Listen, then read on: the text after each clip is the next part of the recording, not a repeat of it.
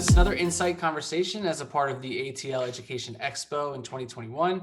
I get to sit down with Kelly Cadman, who is a career educator, has both experience in the classroom, started school, outside the classroom in the nonprofit space and the for-profit space. So we're really excited to talk to her about her journey through and around Metro Atlanta education and beyond. So Kelly, welcome. Thank you for being here. Well, thank you. Thanks for having me. And how I know you didn't start in the classroom, actually. You were sort of a non-traditional teacher. So I'd love to start with that and we can go from there. I didn't actually, I thought I wanted to be Jane Pauley when I was younger. So I had an undergraduate degree. Jane Pauley, you don't know Jane Pauley? She was a like newscaster. At any rate, I'm old. Got it. But Sorry. I wanted to go into media relations, or at least I thought I did. And so I left young my undergraduate education, and I worked at Coca-Cola in media relations. From there, I moved into human resources pretty quickly, realized media relations was not it, and did some training and development and absolutely loved it. And I've always loved kids. And my husband said, like, you've always loved kids, like you're loving this training thing, why don't you go back to school? So while I worked at Coke, I started a flex time program there that allowed me to work and go to school at the same time. And I got my master's in education. And from there, I was working on the impact team there, doing some different things with their HR department. Was kind of neat, but just wasn't very fulfilling. So I left and went to the Douglas County school system. And that's kind of where my career in education kicked off. I taught early childhood education. I've taught everything except for kindergarten and first grade. Well, I did first grade too. I did some multi-age, but I haven't taught kindergarten other than this year. I've done a little bit of kindergarten work, but I've taught everything in between. And during that time, I had some really wonderful educational mentors, very innovative educators that thought outside the box and kind of shared educational philosophy with me. One of the unique opportunities I had early on in my career was piloting a multi-age program here in our county, which was something completely different. Yeah, what is that? Anything. What's a multi-age program? Okay, so multi-age is basically you're looking more, the idea behind it is that kids are, we always chronologically place kids where they are, and developmentally they're not always like, right where they are. And so you sort of cross grade levels. So I taught a first and second grade, and I taught a third and a fourth grade. So you've got, some struggling fourth graders that could do the third grade curriculum very successfully, and some advanced third graders. And I was able to differentiate a little bit better. What it does is it squashes the spectrum. So you're not teaching this wide anymore. It's just a little bit more focused. It was a wonderful experience. I learned so much about kids and learning, and it was just a great experience. And it also taught me that just because the way we do things is not necessarily the best way to do things. Right. Yeah. And so that was a great experience. Down the way, after teaching a few years, I was sitting down to dinner with a fellow educator and good friend and her husband. And her husband does investment work, and he had helped get a bond together for a charter school. And he said, oh, you've got to look into this, guys. Y'all have been talking about this, innovation and all this stuff you want to do, and you're constrained because of the rules in public education. Right. And, public education wants to do so much more than it can, and it just can't. So they kind of get traditional public schools get a bad rap, and a lot of times it's just because they don't have the same flexibility. And so it intrigued me, and I started doing a little research, and I thought, man, this is really interesting. And I took a friend with me. I sort of, coerced her into going to North Carolina with me and visiting a charter school. So you've got to go with me. We got to find, and we didn't really like the model, but we were really excited about their flexibility and their innovations, and kind of how they leveraged that flexibility in their school. Gotcha. So even though it wasn't something we would want to do if it was our school, we were really, again, I keep saying intrigued, but that was just it. It was early on in the charter movement in Georgia. That was the school that the husband had worked with on the bond? Is that yes. Yes. Yes. Gotcha. Okay, so And you went and so saw the school. You're like, all right, flexibility is a great thing. What could we be flexible with? And then what'd you do? exactly, exactly. Well, I'm not, I'm kind of a mover and shaker. I don't sit very still very long. And Sure. so I did a lot of research very quickly and kind of reached out to my mentor in the public school system and said, I really think I want to start a charter school here. Like, I think that, and like, I wasn't unhappy in my school. It Yeah. wasn't that I thought our school did a horrible job or I grew up in this county. Like, I love my county. Yeah. I'm still in my county. But I just felt like we could almost be a laboratory for innovation, that we could help our school district test some things out and to do some different things in a smaller setting that we could maybe take wider over time. Yeah. And so that was the approach I took, and got us board together. First school in Georgia that was founded by teachers. So there were a Wow. bunch. Yeah, yeah, it I was didn't know really that. neat. And so that was sort of, we started it at the kitchen table, we all sat around and Yeah. brainstormed if I could just, Right. um, and So it what was, so it was such so a, what did you I mean, we could talk all about the how to start a charter school process. We're not going to use the ah, time for that because it's a lot of paperwork, it's a lot of approvals, and maybe that's a whole separate conversation. But you know, I guess I would ask from that kind of blue sky conversation at the kitchen table, what could we do? What were some of the ideas thrown out? And then what ultimately became the school? Like what was the model the school took on eventually? we actually didn't change a whole lot from what we originally wanted to do. And Oh, it's that's great. interesting. We just changed our mission because we actually met our mission. So we've been Wow. around 16 years. I know. Tell me Woo! something. So we had to, No one ever hits their mission. That's one of the things we always talk well, about. It's like, not yeah, the vision, but the yeah, mission we well, did. So we had to alter and press the envelope a little bit. But we knew we wanted to integrate curriculum some to the extent that it made sense. We knew we wanted more project-based learning. We knew we wanted a different parent involvement, a different type of parental involvement. We wanted that to look a lot different. We what do you wanted mean by more. that?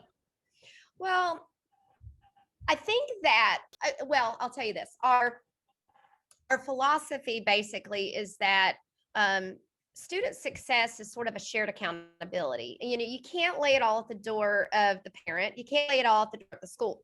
All Right. three, the school, the community, and the parents have to all be working in tandem to make sure the kids succeed. And if any one of you falls down on your job, Yeah, the child's not going to reach their potential. And so we took that approach with the parents, where we have an expectation that parents are engaged in the school, and we set an expectation for ourselves to interact with the community and our parents as well. So it gotcha. was just a different mindset.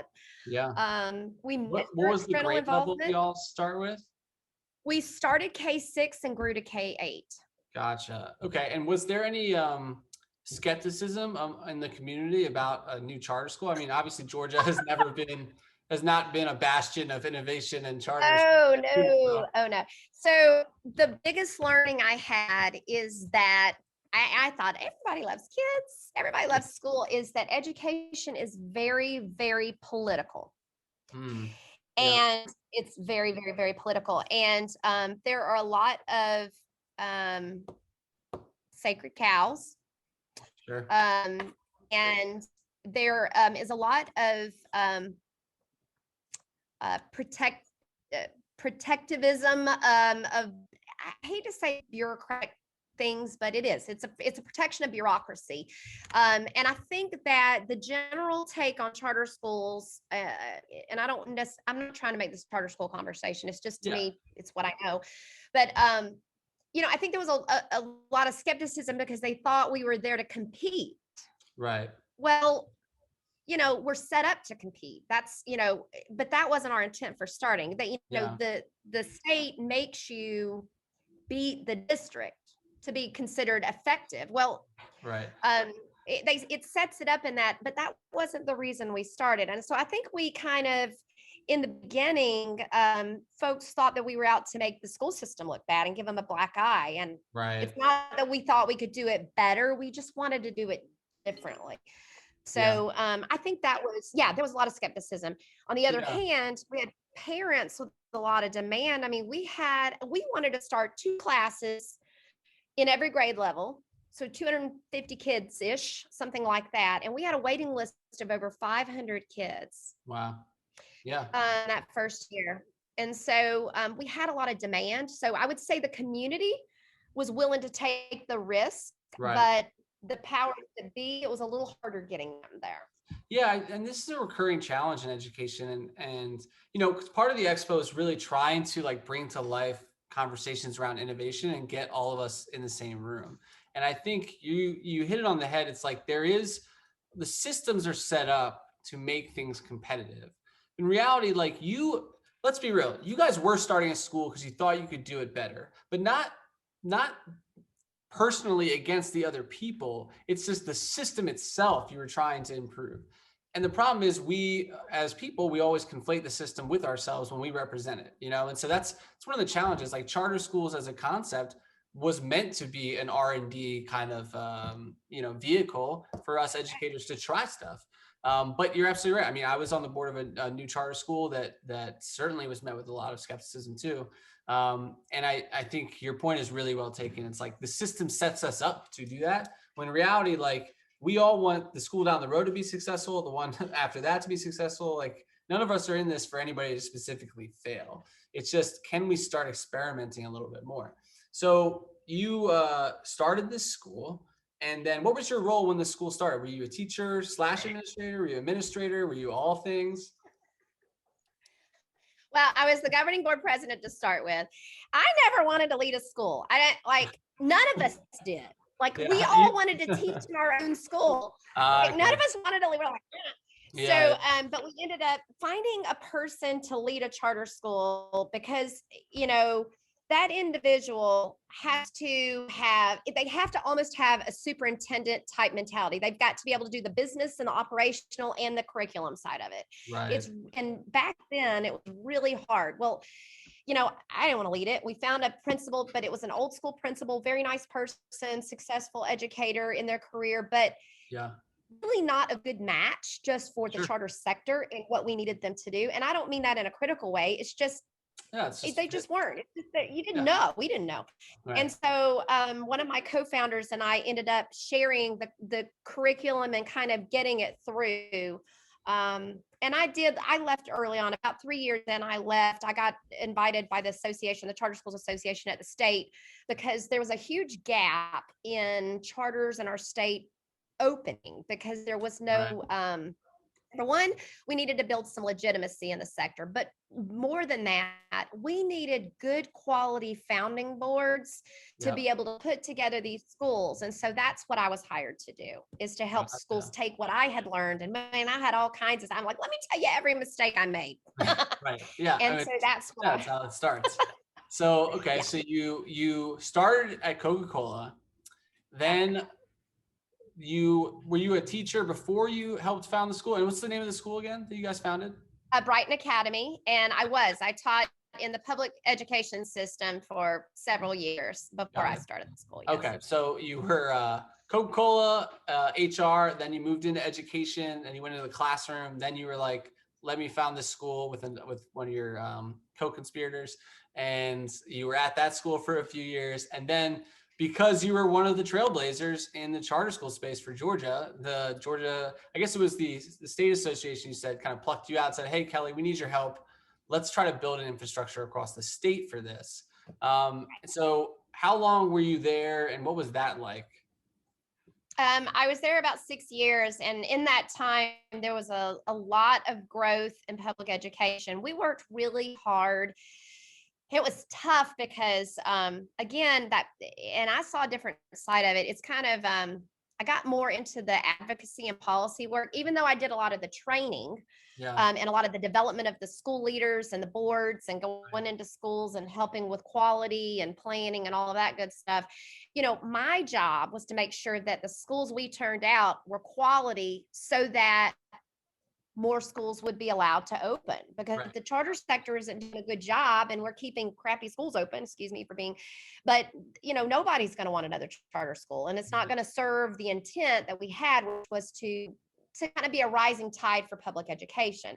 Yeah. And as we talked about a minute ago, we, we've got amazing educators in our public school systems. That's not the issue. It's not the quality of the talent in our teachers. It's really the structures. How do we finance our schools? What kind of flexibility in how they spend their money? What is our organizational models? What's our governance models? How can we change up those things? Like what kind of curriculum and instructional sorts of things can we do that that are different, that might work better? So we worked a lot on legitimacy of the sector and a lot on trying to cross over the aisle and change the conversation with local school districts. Yeah, fair enough. Okay. And so you were there, and then did you go straight from there back to the classroom, or was there a stop in between? There was not a stop in between. I love my job at the association. I didn't leave again because I was unhappy. The truth of the matter, the 100% truth of it, is I just missed the children. Yeah. I felt like in my career and in my life and everything that I do as a mom, as a wife, as a professional, impact is really important to me. Yeah. And I've got to feel it and I've got to see it. And working at the association, I felt like I had a lot of personal impact on education. I was proud of the work that I contributed towards the movement. Yeah. But I missed the direct impact with kids. Right. And that's why I went back. I mean, I'm not one that's driven, like I'm not driven by title. I'm not driven by money. Those things really don't drive me. I kind of go where my interest follows and what drives me. Oh. And then I mentor a group of boys, 8th grade boys. So I'm kind of all over the place here. And I still keep involved. Like I can't quite leave the overarching sector, like the advocacy piece of it. While in the last 7 years I've served on the governor's task force as a teacher, being able to give a teacher voice and represent the charter sector. I've worked on our national certification with EL schools, which is a larger school model program here. Right. And SACS accreditation, I've worked on that. I've done some advocacy stuff trying to help our teachers understand there are laws that are impacting you. There are state board rules that are impacting you, and you have a voice. You've got to learn how to use it. Yeah. So I still stay engaged in that stuff. It's important to me. It's important to the movement, I think. For you, I mean, it sounds like you're the type of person who it would be impossible for you not to, once you get exposed to one of these different levels, because it's a challenge, especially for us who have had policy experience. You see where the connections are and why things fall through the cracks, and why something that starts as a good idea at the state level turns into a garbled, muddled thing when it gets into a classroom. And then it's like, how can you not try to fix it? It's so obvious. And most of the time it's just because there's such a disconnect between whether it's school to school or school to district to state. And so I'm curious, having been through these different roles, first off with Brighten, one of the things that's always challenged me about charter schools, and I am all for them, is I feel like districts, maybe it's on the districts, maybe it's not. It's like, how can we make bridges between hey, here's what Brighten's doing. Here's what we learned. Here's what doesn't work. So don't do this. Or here's what did work. So maybe try this. Was there any active conversations or collaborations with other schools outside of what you all probably took on yourselves? Or do you think that's something that we need to start being more intentional about? Oh, I do think intentional is important. And I think that it's kind of interesting. Something I learned. The first thing I learned is that, at least in my experience, the founder cannot be the bridge builder with the district. Because I couldn't be, because I was having to push to make it happen. And it is a rare case where you have a district that welcomes a charter. I'm not saying it doesn't happen. Yeah. They get approved, but it's not like, come on. Right. Sure.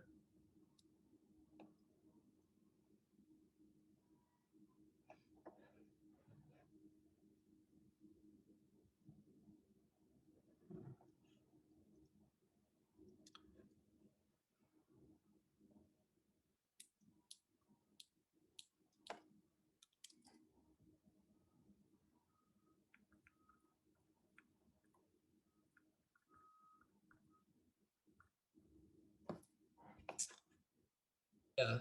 Okay. But So, and I I, paused recording. So just to restart where we were talking about how can what's collaboration like between charter schools and the districts that approve them and the other schools in the district. And you were talking about how a founder can't necessarily be the one who's also pushing the district to do these things. yeah, I'm not saying they can't. I think it's hard. I think it's hard to go from being the one that's the push to being the one that builds the bridge. And in my experience, what it's like any relationship, you know, you can't be the one that says, I know how to do all of these things. What we realized very quickly in operations is that the district has a whole lot of institutional knowledge that we didn't have. The district has a lot of resources that we didn't have. And so we learned very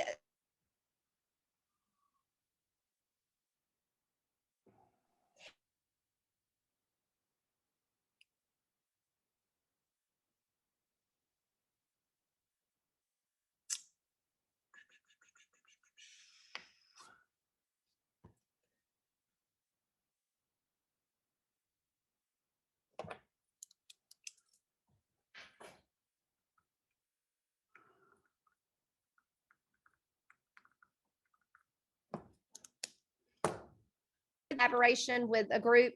Let us help you with this. This is an area of expertise we can support you on. And so we tried really hard to build a relationship where we shared our expertise and we utilized their expertise to build a great place for kids. We also made sure that the message was this school is not the perfect place for every kid. Right. This school is not the perfect place for every teacher, and that is okay. We want kids and teachers and parents to be where they are going to thrive. And many times that is in their home school. And sometimes it's in our school. And there is no what we want is every child to succeed in the best environment we can provide. Yeah. And so as yeah. I was going to say, I think right now, and I'm trying to raise this issue with some folks, but there's a tension that exists. There's part of us that are like, there are part of us that, personalized learning and the schools that reflect the community is a big push, right? Especially these days. But there's also this other side of it. It's like, well, we want all schools to be excellent and all schools to get the same amount of resources and all those things for equity's sake. And I think we don't talk enough about the fact that there is a fit component for both students and teachers.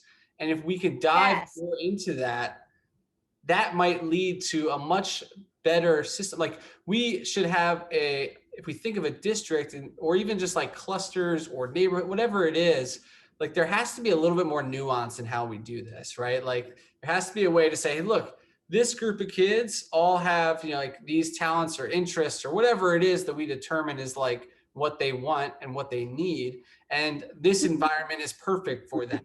Or this environment, like right now, I feel like it's, anytime somebody suggests something like that, you immediately either hear like, oh, you're talking about tracking. That's not what we want. And it's like, that's not what we're saying.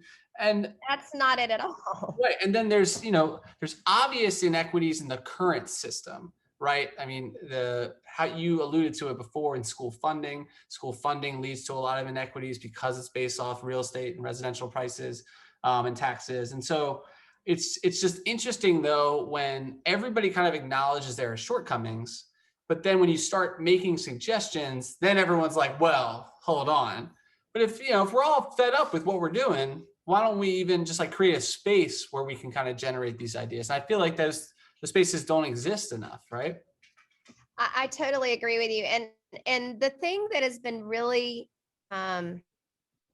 exciting in our district, I'm just really proud. And I don't mean by any stretch that we're responsible for this. I'm not trying to take, but I do think that we provided an influence for it. But our school district has moved. It has 4 different high schools, that have, or 5 different high schools that have a different, we have a technical STEM school, we have a performing arts school, we have an IB program, and we have one AP capstone and one AP school, high schools, and they're about to push that down to the middle schools. Okay. We have had an influence and been able to share our best practices and our learnings about school choice. And, when the charter sector has moved to, when the charter school has moved to like charter systems and things like that, we've been able to kind of be a little bit of a role model for local governance and what that can look like, Yep. and kind of our learnings along the way. We've made a lot of mistakes, and I mean, we haven't done it all right. We've made so many mistakes, but I feel like those are the things that have made us stronger as a school and able to have a conversation with local districts about what's possible Right. for them. And I think a lot of times the school districts think, oh, it's too cumbersome, we're too big. And, if we could have that conversation with them and show them how to pare it down and how to actually allow local school governance and still have your school board. I mean, because they're afraid, they don't want to get, they don't want the Wild West. I get that. Sure. I feel like we have a place to go as a charter sector in our next life, if that makes any sense. Yeah, absolutely. I think I think there is an underlying belief that like if we try something new, there's going to be all these unintended consequences and things that we're not ready for. And it's like, yeah, there will be, and we'll fix them, right? Because we have tried long enough in this existing approach that at some point we just have to take the risk. And if everybody acknowledges that, like, hey, there are risks involved, it's not going to be perfect. It needs to be iterative, and that's the thing that's missing so much. Is like our sector or space just lacks iteration, I think. And it's like, it's new. A lot of new charters start out and they're like, oh, we're gonna, we want the world to look just like us, and we're going to go out and grow as much as possible. In reality, that's probably never going to happen, right? The idea is like you need to prove what about what you're doing is unique that might be shareable, because none of us are going to set a model for the entire U.S. school system, let alone our district. So yeah, I think your point's really well taken, and it's a good lead into the final question that I'll have you answer for us is, okay, thinking about, as good teachers do, we want a backwards plan. So let's think about the years 2050, 29 years from now. And what do you think what do you hope it looks like, or what do you think it should look like by that point? And you can give me broad strokes. You don't have to give me down to like, oh, every student's going to be on a hovercraft or something. But what comes to mind first when you think that far into the distance? Well, boy, that's a hard question. I think my answer would have been a little bit different a year ago. Okay. I really do. I think that education is very slow moving. And I think that you have to have like in education, we have to have a catalyst to make actual good, important change happen. And I think this pandemic has pushed the envelope probably 10 years on technology, and what teachers and school leaders, like, with Tara, I mean, being able to things that schools and school leaders can do with technology to make Right. things more efficient, to make things more differentiated and personal for students. I think that in the year 2050, learning what we have learned, and with the changes that we have in technology, I feel like teachers are going to be a lot more willing to enable to actually be more modern with their instructional practices. I mean, we've been 20 years behind, the rest of the world with Right. how we instruct, only because of technology. I hate to say that, but I do think that that's a huge piece of it. So I do think that that's huge. I feel like in the year 2050, schools are not going to look anything like what we've been used to. Again, I think the pandemic had a lot to do with that, because we have been forced to look at different school models. We've had to be forced to look at what virtual learning can look like, what hybrid learning can look like. I think we're going to have different kinds of schools. I think we're going to have some some hybrid schools that are part homeschool, part public school or part private school. I think we're going to have a lot of different models down the road. And in the long run, I think that's going to be better for kids, because I think parents are going to have more choice in where their kids go and the model that works best for their family. So I think that's a big piece of it. And I think that something else is that, we've had such a focus lately in education on not just the educational component, but also on more like ethical character and civic mindedness. It Yeah. just seems to be what I'm seeing. And so I feel like in 2050, we're going to have a lot more kids that are more engaged in civic mindedness. And, our world is getting a lot smaller. So I feel like we're going to have a lot more activists in our kids in No, I 2050. think that's a great point. I mean, definitely. I mean, even with social emotional learning, you can view as sort of a first step in that direction to focus a lot on these, attributes and characteristics, and the need to, think about.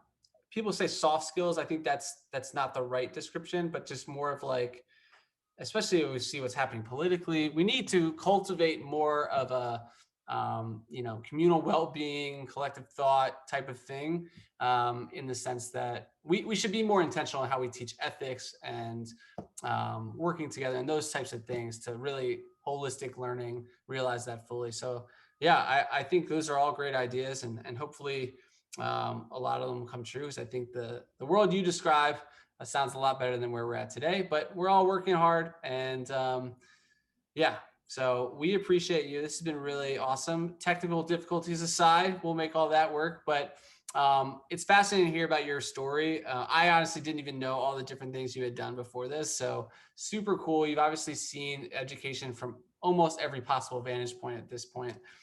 So we really appreciate you and the work that you've done, and taking the time for us today here. Well, thank you. Thank you for having me and letting me share my experiences. So this has been we're Insight Conversation with Kelly Cadman, the ATL Education Expo. And yeah, thank you all for watching.